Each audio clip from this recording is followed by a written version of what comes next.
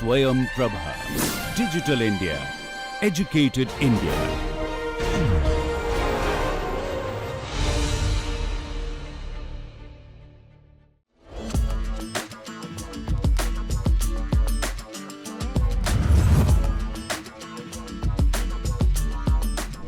India's agricultural sector is no stranger to challenges. One recent initiative that has captured the nation's attention is the Tomato Grand Challenge introduced by the Ministry of Consumer Affairs, Government of India.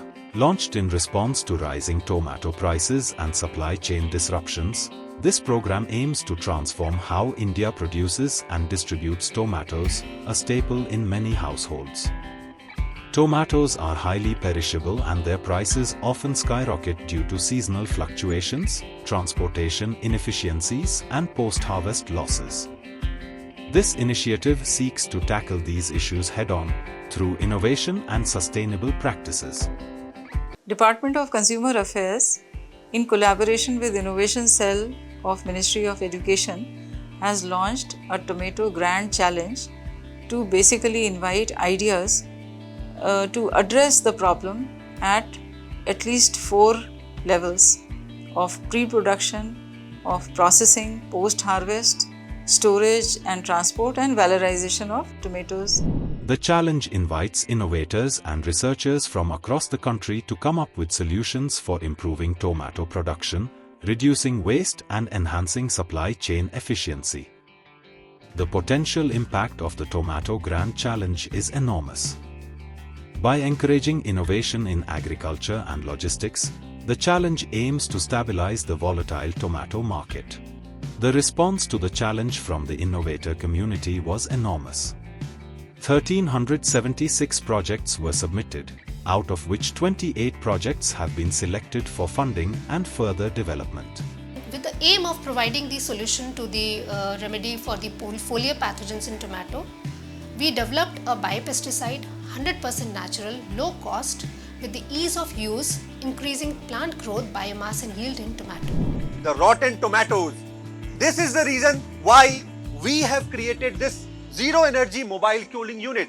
What happens actually, whenever we are going to the market and we are seeing the tomato shelf life is very low and the post-harvest losses which is happening, that is also very much. So how to tackle for the small farmers, for the mandis, for the retailers and the big players? They all require a big refrigeration units, or they require a big storage unit that is equipped with refrigeration systems. That cost or the initial investment cost is too high. Not, if I will be wrong, it will be 15 to 20 lakhs. What we have made is zero energy cooling mobile unit. This unit does not have a single energy we are utilizing from any source, that is electrical, that is solar. We are completely relying on evaporative cooling technique. So the solution that we had designed works for storage of fodder as well as grains and fruits and vegetables. The technology varies a little bit, but essentially the central portion of it is the post-harvest storage barrel that you see. What we do is basically remove the air, internal air of the barrel, and fill it with inert gases like nitrogen and a little bit of oxygen, so that the commodity continues to breathe. By this combination, we are able to reduce the breathing rate of the commodities or slow it down so that it does not ripen, or the metabolism of the commodities is slowed down as much as possible.